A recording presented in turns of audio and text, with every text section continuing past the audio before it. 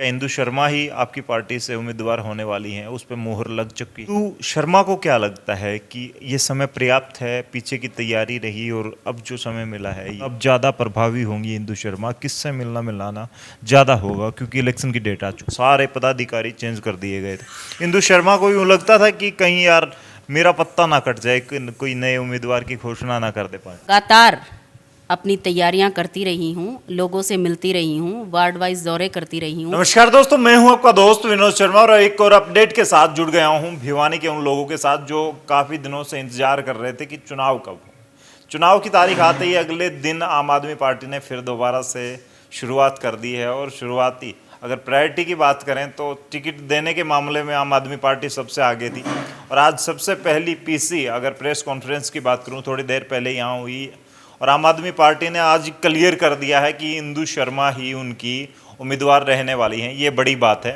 मेरे साथ चुनाव के प्रभारी हैं ललित अग्रवाल जी, इनसे बात करेंगे। आप सब जानते हैं इनको। और इंदु शर्मा जी, इनसे जानेंगे वही सवाल जो पीछे जवाब देने के लिए ये तैयार रहती थी, अब कितनी तैयार हैं क्योंकि चुनाव आ चुके हैं और जल्द ही जनता चुनेगी और किसकी सुनेगी, किसे भेजेगी उस सीट पर जिसके लिए इंतजार कर रहे हैं लोग। जी, सबसे पहला सवाल आपसे यही ले लेता हूँ। आम जनता का जो सवाल चल रहा है कि अब की बार क्या इंदु शर्मा ही आपकी पार्टी से उम्मीदवार होने वाली हैं, उस पर मुहर लग चुकी।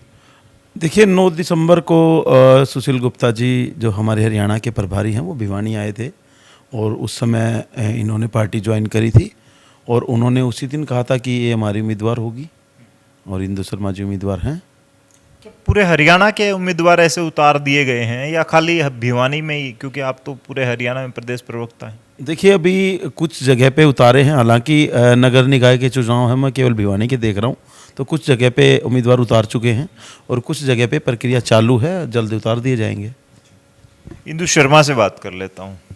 जिस इंतजार था जिस घड़ी का, वो घड़ी आ चुकी है। जो आपकी तैयारियां थी लगातार वो वैसी ही चलती रही या गैप आता रहा जो डेट के दौरान की डेट, कभी अगस्त में जाएंगे चुनाव, कभी सितंबर में, कभी नवंबर या अगली साल की भी बातें चल रही थी, तो तैयारियां जो चल रही थी वो कैसी थी? सर देखिए, मैंने दिसंबर में ज्वाइन किया था, उसके बाद मैं लगातार अपनी तैयारियां करती रही हूं, लोगों से मिलती रही हूं, वार्ड वाइज दौरे करती रही हूं।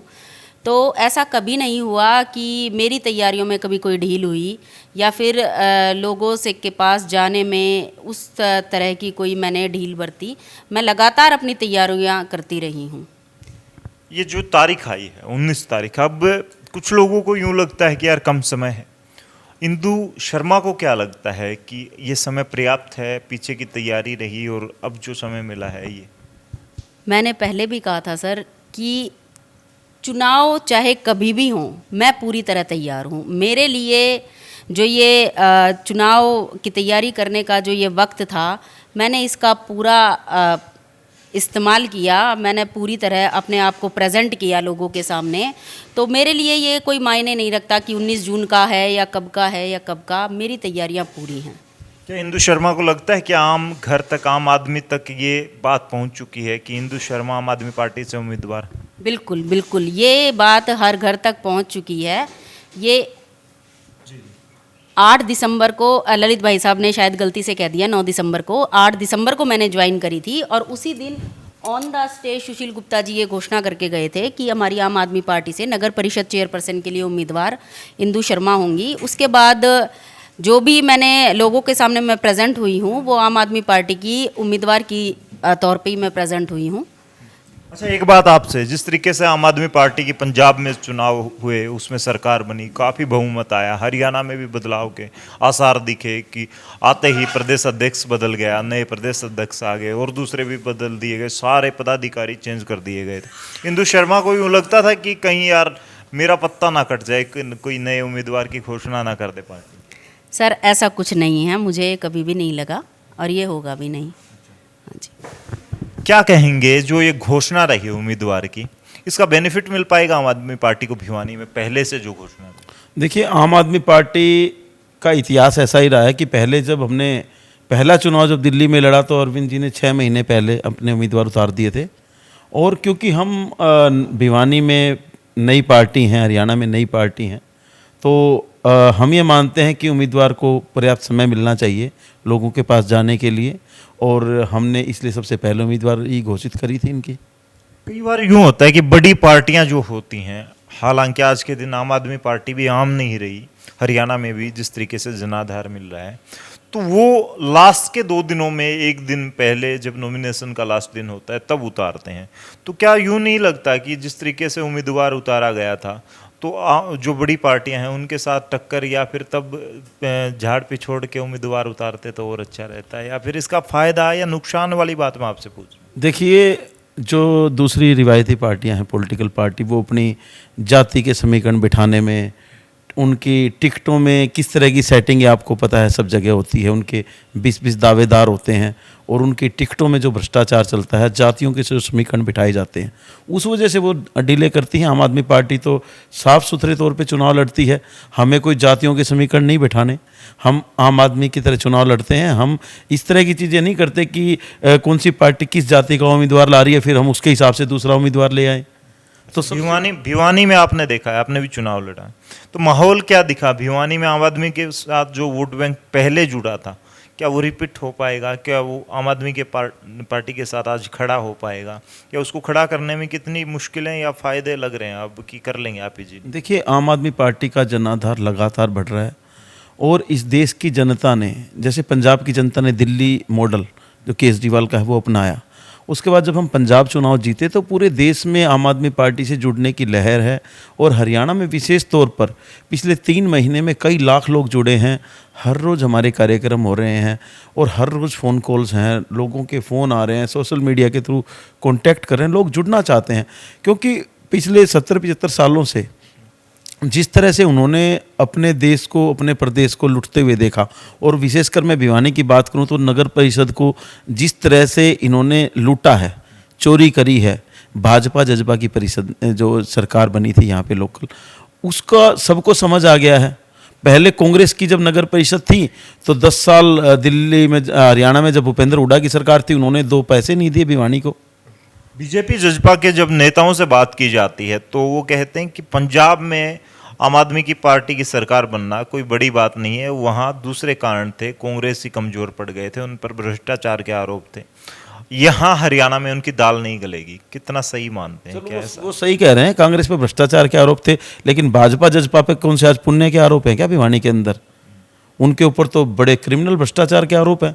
अगर हम उन्हीं के कंसेप्ट को सही माने तो वो हारेंगे। उन्होंने ही बोला है कि भ्रष्टाचार के आरोपी हारते हैं। जब कांग्रेस भ्रष्टाचार के आरोप से हार सकती है तो भाजपा भी हारेगी। भिवानी में किस मुंह से चुनाव में वो गली गली वोट मांगने जाएंगे? लोग पूछेंगे, भाई हमारी गली की टाइलें कहाँ हैं, हमारे विकास का पैसा कहाँ है, हमारे जो फर्जी रसीद काट के पैसे खा गए वो कहाँ हैं, जो शौचालय बेच दिए गए वो कहाँ हैं? तो जनता तो पूछेगी ना, उनको तो शर्म आएगी। मैं तो कहता हूं कि उनको, भाजपा जजपा के उम्मीदवारों को तो इतनी शर्म आनी चाहिए कि उनको चुनाव लड़ना ही नहीं चाहिए। उनको तो शर्म से डूब के मर जाना चाहिए कि हम तो डूब रहे हैं, हम नहीं लड़ते चुनाव। अगर उनमें थोड़ी सी भी शर्म बची है ना तो उनको चुनाव ही नहीं लड़ना चाहिए। इंदु शर्मा जी, कुछ दिन पहले चेयरमैन जो भूतपूर्व हो गए, और अब कल ही बात करें तो वो इस चेयरमैन भी जेल चले गए, जिस तरीके से पुलिस की हिरासत में है आज। क्या लगता है, अब यूं नहीं लगता कि यार उस कुर्सी पर बैठना ही बड़ा खतरनाक साबित होता है? देखिए, मैं मानती हूँ जो नगर परिषद के जो चेयरमैन की कुर्सी है, ये कांटों भरा ताज है। जनता की उम्मीदों पे खरा उतरना का हम पूरा प्रयास करेंगे। ये जो घोटाला हुआ है, हम ये पूरी कोशिश करेंगे कि भविष्य में ऐसा कोई भी घोटाला नगर परिषद में ना हो। जनता की विश्वास पे पूरा खरा उतरेंगे और जो भी जनता की मूलभूत समस्याएं हैं उनको सुलझाने का पूरे तन मन और धन से, पूरी लगन से, पूरी ईमानदारी से हम प्रयास करेंगे। ये जो अब गिरफ्तारियां हुई है बीजेपी और जेजेपी पर, जो आज लांछन लगाए जा रहे हैं, आपके ललित अग्रवाल जी भी कह रहे हैं कि इसका फ़ायदा हमें मिलना चाहिए, कितना फ़ायदा मानती हैं कि अब ये सब होने से इंदु शर्मा हावी होंगी, प्रभावी होंगी भिवानी के लिए? देखिए, आज भिवानी के बच्चे बच्चे के मुंह पे इस घोटाले की चर्चा है। हम कहीं भी जनसंपर्क अभियान जो हमने चलाया हुआ है चुनाव के लिए, उसमें हम कहीं भी जाते हैं तो हमें बोलने की ज़रूरत नहीं पड़ती।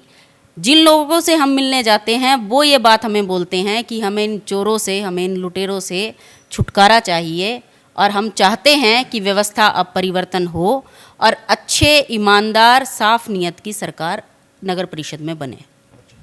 आपसे बात करूँगा ललित जी, जिस तरीके से सबसे पहले आपने उतारी, अगर चेयरपर्सन के उम्मीदवार की बात करूँगा, तो अब कब पत्ते खुलने वाले हैं? 31 जो पार्षद होने वाले हैं, आपकी तरफ से लिस्ट कब आने वाली है उनकी, आपकी उम्मीद? लिस्ट आपको 6-7 दिन में मिलेगी, क्योंकि अभी हमारे पास बायोडाटाज आ रहे हैं, एक एक वार्ड से 4-5 बायोडाटाज हैं, तो हम उनको देख रहे हैं। हमारा पैमाना वही है कि किसी भी तरह की बेईमानी, भ्रष्टाचार, अपराध और चरित्रहीनता में वो आदमी लिप्त ना हो और उसको ईमानदारी से काम करने का उसका मन हो, तो उन लोगों को आगे लाया जाएगा। सच्चे बढ़िया उम्मीदवार लेके आएंगे जो भिवानी नगर परिषद में एक उदाहरण साबित होंगे। और क्या लगता है, जिस तरीके से अब इंदु शर्मा का प्रचार रहा है और दूसरे पार्षद जुड़ेंगे, तो जीत इजीली कर पाएगी या टक्कर रहेगी, मुकाबला होगा, या क्या रहेगा आम आदमी पार्टी के लिए भिवानी में इस इलेक्शन? देखिए, चुनाव है और दूसरी पार्टियां भी अपनी ताकत लगाएगी। आज हम कह दें हमारा मुकाबला नहीं है, हमारा मुकाबला होगा। और सबसे बड़ा जो जनता मालिक है इसके अंदर, और जनता जो इस भिवानी की जनता है, जिसको 25-30 साल हो गए, जिसने विकास नहीं देखा, जिसने 2 mm बारिश में पानी में खड़ा होती है, जो आवारा पशुओं से परेशान है, जो जनता सफाई व्यवस्था से परेशान है, जो प्रॉपर्टी आईडी के से परेशान है, जो प्रॉपर्टी टैक्स के घोटाले से परेशान है, जो मैरिज रजिस्ट्रेशन, अभी पीछे किसी से बात हुई, मैं नगर परिषद में था, तो कहता है शादी कराना आसान है, सर्टिफिकेट बनाना मुश्किल हो गया है। तो जो जनता इतनी परेशान है, हमें उनसे पूरी उम्मीद है कि वो एक अच्छा उम्मीदवार चुनेंगी, आम आदमी पार्टी के उम्मीदवारों को चुनेगी। क्या लगता है, जिस तरीके से थोड़ा सा फनी है, लेकिन क्या बिचौलिए की जरूरत पड़ती है शादी की तरह, तो सर्टिफिकेट के लिए भी बिचौलिया ढूंढना पड़ता है? हाँ हाँ, वो तो सबको पता ही है जी। जो हमारे काफ़ी सारे, मैं सबको तो नहीं कहूँगा, कुछ पार्षदों ने सेवा भाव से भी कार्य किया होगा, लेकिन कुछ पार्षदों ने बिचौलिए के तरह भी काम किया, नक्शे पास कराने में बिचौलिए का काम करा, कुछ पार्षदों ने प्रॉपर्टी आईडियों में बिचौलिए के काम करे, वो कुछ पार्षद मैरिज रजिस्ट्रेशन में करते हैं, कुछ सेवा से करते हैं, वो बेचारे धक्के खिला खिला के काम करा देते हैं बिना पैसे के, कुछ पैसे भी खा जाते हैं, धक्के भी खिलवा देते हैं, उसके बाद कराते हैं, और किसी का कोई नहीं होता, वो बेचारा धक्के खाता रहता है। इंदु शर्मा के निशाने पर कौन सी भिवानी की बड़ी समस्याएं होंगी जो कि विकास के रूप में तब्दील होंगी आने वाले वक्त में, चुनाव के बाद? देखिए, सबसे बड़ी समस्या भ्रष्टाचार है भिवानी नगर परिषद में। अगर भ्रष्टाचार नहीं होगा, ईमानदारी से काम किया जाएगा, तो सारी समस्याएं अपने आप एक एक करके सुलझाई जा सकती हैं। दूसरी जो समस्या रहेगी वो पीने की पानी की। भिवानी में इतनी भारी समस्या है पीने के पानी की, लोगों को पीने के लिए पानी नहीं है साफ़ सुथरा। कहीं खारा पानी आता है और कहीं तो ऐसा पानी आता है कि उसको पीने के लिए तो क्या, हम पशुओं को तक को नहीं पिला सकते, इतना गंदा पानी आता है। सड़कें खराब हैं, स्ट्रीट लाइट्स नहीं हैं, सीवरेज की कोई व्यवस्था नहीं है, पार्कों की हालत बहुत ख़राब है। तो भिवानी में समस्याओं का अंबार लगा पड़ा है, जिन पे हम आगे काम करेंगे, जिनके ऊपर। ललित जी, बात करें जिस तरीके से सड़कों की बात कर रही हैं, और दूसरी जो कि नगर परिषद के अंडर ही नहीं आती, उन समस्याओं पे किस तरीके से एक चेयरपर्सन काम कर सकती है? लगता है कर सकती है? देखिए, मैं आपको बताता हूँ, भिवानी की बहुत सारी गलियाँ नगर परिषद के अंदर आती हैं, और इंदु जी ने जो पानी की बात कही, वास्तव में पंचायती राज एक्ट में पानी का, सीवर का, ये सब काम नगर परिषदों को ही दिया जाना है। मेरे पास ये रिपोर्ट है, ये जो 1992 का एक्ट आया था, उसकी ऑडिट रिपोर्ट है सरकार की, जिसमें लिखा हुआ है कि जो नगर परिषदों को काम दिया जाना था सीवरेज का, पानी का, वो दिया ही नहीं गया। ये फेल्योर है। फिर भी आपको शहर के अंदर जो भी समस्याएं हैं, चाहे वो नगर परिषद के अंदर आती हैं, तो वो नगर परिषद के हिसाब से उनको ठीक किया जाएगा। मान लीजिए कोई रोड है, अगर वो पीडब्ल्यूडी के अंदर आती है, मार्केटिंग बोर्ड के अंदर आती है, तो उसमें भी कोशिश करेंगे। एक नगर परिषद का चेयरमैन शहर का प्रथम नागरिक होता है, वो जाके कह सकता है कि मेरे शहर की चीज़ें ठीक करें, तो उसमें क्या दिक्कत है, करेंगे।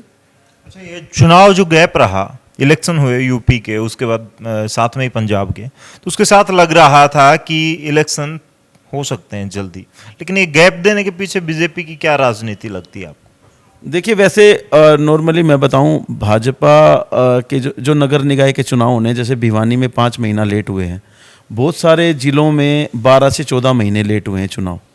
तो ये वैसे तो नागरिकों के लोकतांत्रिक अधिकारों का हनन है कि उनको एक लोकल गवर्नमेंट से वंचित रखा गया, विकास कार्य रुके। लेकिन फिर भी कुछ हाई कोर्ट में मैटर चले गए, कुछ लोग चले गए, क्योंकि इन्होंने जो रिजर्वेशन किया था कुछ खामियां रखी, इस वजह से कुछ संगठन कोर्टों में चले गए, कुछ कोर्ट की वजह से डिले हुआ, कुछ भारतीय जनता पार्टी को हार का डर भी सता रहा था कि ये किसान आंदोलन के बाद ये चाहते थे कि नगर निकाय के और पंचायतों के चुनाव ना कराए जाएं। आज भी पंचायतों के चुनाव की कोई तारीख ही निर्धारित नहीं हुई है, जबकि हाईकोर्ट से भी क्लियर हो चुका मैटर। तो ये तो भाजपा का डर है, वो चुनाव को टालना चाहती है। इंदु शर्मा का फोकस किस पर रहेगा? कौन से वोटर्स पर अब ज़्यादा प्रभावी होंगी इंदु शर्मा? किससे मिलना मिलाना ज़्यादा होगा, क्योंकि इलेक्शन की डेट आ चुकी है? सर देखिए, मैं सभी से मिल रही हूँ। इस भिवानी के अंदर जो भी रहता है वो सब लोग परेशान हैं, सबको किसी ना किसी समस्या का सामना करना पड़ रहा है। तो हमारा ऐसा कुछ नहीं है कि हम एक स्पेशल लोकेलिटी में अपना ध्यान बनाए हुए हैं या एक स्पेशल तबका है उसमें अपना ध्यान बनाए हुए हैं। हम सब लोगों से बराबरी से मिल रहे हैं और सबकी समस्याएं हम बाकायदा सुन रहे हैं और एक दिमाग में एक नक्शा भी लेके चल रहे हैं कि कैसे उन पे काम किया जाएगा। आज जो प्रेस कॉन्फ्रेंस की गई उसका मुख्य मुद्दा क्या रहा आप लोगों का? उसका मुख्य मुद्दा यही रहा कि भिवानी में अगर आम आदमी पार्टी की सरकार बनती है नगर परिषद में, मिनी सरकार, तो हम किस तरह भिवानी के हालातों को सुधारने का प्रयास करेंगे। एक बस इसी के ऊपर हमें मीडिया के तहत बात करनी थी। बात करेंगे आपसे जिस तरीके से इलेक्शन होने वाले हैं, आम आदमी पार्टी के लिए बड़ा इलेक्शन साबित होने वाला है। अगर यहाँ पर अच्छा खासा रहता है जनाधार, तो आने वाले 2024 इलेक्शन में फिर आपको लगता है सरकार बन पाएगी आम आदमी पार्टी की? देखिए, आम आदमी पार्टी को तो एक मौका चाहिए लोगों से।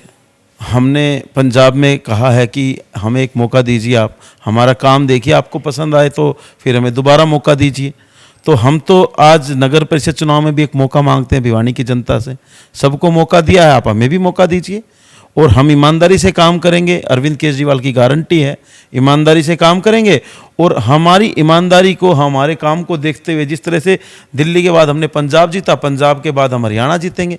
और देखिए, इस देश की जो जनता है वो ईमानदारी ढूंढ रही है, राजनीति में ईमानदारी मिल नहीं रही है, लेकिन अरविंद केजरीवाल जी के रूप में एक उम्मीद की किरण उनको दिखाई दी है और जनता उसको अपनाएगी।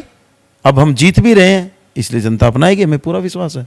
जी, तो ये थे मेरे साथ दो चेहरे जो कि चुनाव प्रभारी के तौर पर आपके सामने ललित अग्रवाल मौजूद रहेंगे और इंदु शर्मा जिस तरीके से उम्मीदवार के तौर पर अब आ चुकी हैं मैदान में। हालांकि इनकी घोषणा पहले हो चुकी थी, इनकी जो मोटिव हैं, जो सपने हैं भिवानी को बदलने के, उसमें जनता कितनी कारगर साबित होगी, वो अपने वोट के रूप में इनके साथ खड़ी होगी, वो तो आने वाला वक्त बताएगा। लेकिन चुनावी सरगर्मियां हैं वो काफ़ी तेज हो चुकी हैं। आने वाले वक्त में दूसरी पार्टियां भी अपना उम्मीदवार घोषित कर देंगी, फिर चुनावी टक्कर नजर आएगी। हमारे कैमरे पर भी आपको दिखाई देंगे ये मैदान में, और फिर उन गलियों के लोगों का क्या रिव्यू होगा, क्या फीडबैक होगा, किसको चुनेंगी और किसे सुनेगी भिवानी शहर की जनता। क्या कहना आपका कमेंट बॉक्स में इनके विचारों पर राय जरूर दीजिएगा। इस वीडियो को शेयर कीजिएगा।